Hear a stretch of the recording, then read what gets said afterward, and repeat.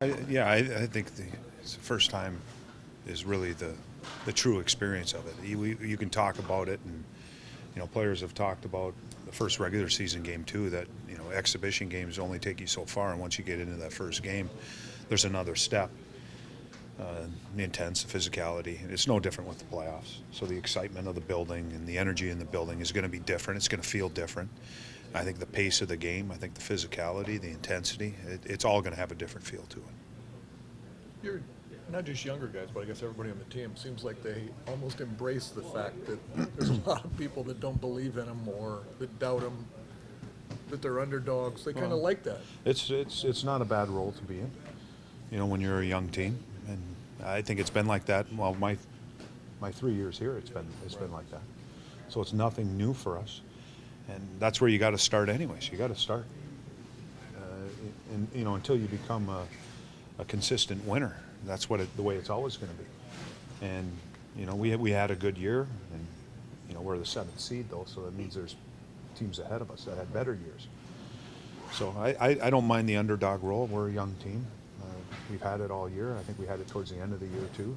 I think people were waiting for us to falter and kind of wait and say, "I told you so," and this team never did.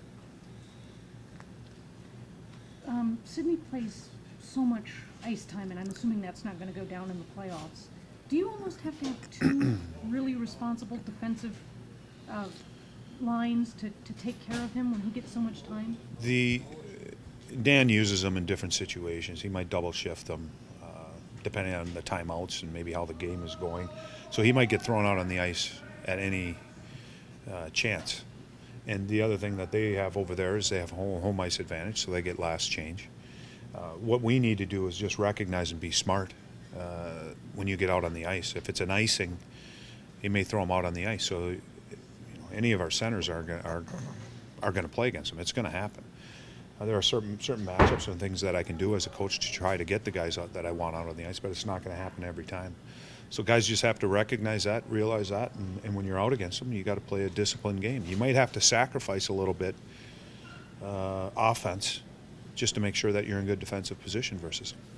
Is it possible that Anisimov Jabinski could have really good series for you, even if their offensive numbers aren't much to look at with that in mind? Well, I think any of our guys could have a good series. I mean, you could win games 1-0, 2-1, and you aren't scoring lots of goals, and maybe you're scoring a couple on the power play. To me, that's how we have to go out and win this series, is to check really well. I mean, if it turns into a wide open game and lots of goals, that's probably not going to favor us. If it's a tight game, that's more to our strengths. And you see how Fleury has struggled the last couple of years, this last year, especially. How important is an early goal, or a couple early goals for you, just to maybe get those thoughts creeping back in again? Well, I would consider him one of the elite goaltenders. I mean, he's won a Stanley Cup. He's been in a lot of pressure situations.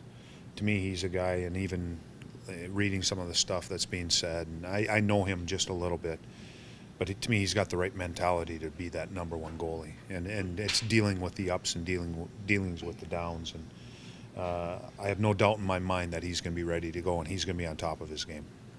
Bob only played 28 minutes against San Jose. I mean, is that kind of an X factor in this series? That, you go out maybe with the own contract against him.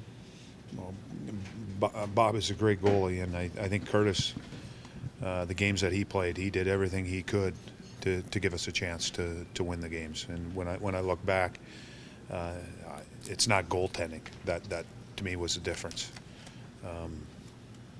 Could Bob have got in, made it? I don't know, but Curtis played really well for us. It's we got to find ways to score a couple more goals. Stay out of the box. Their power play obviously was a difference in one game for sure, but a 2-1 game that the last time we played them here, that's the type of game that we need to play.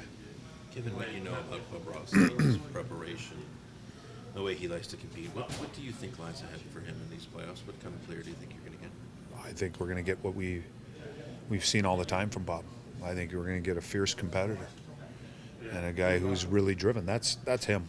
He it's always about the team with him, but personally he wants to be the best that he can be, and I think he thrives on these types of moments, these types of situations, the big games, And that's what you appreciate about these elite athletes and these guys that play at the highest level, and the pressure's really amped up.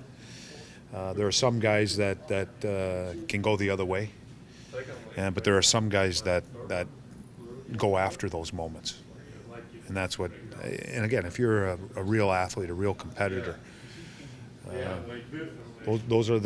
these are the situations that you want to be put out in. You want to be the guy in a big moment.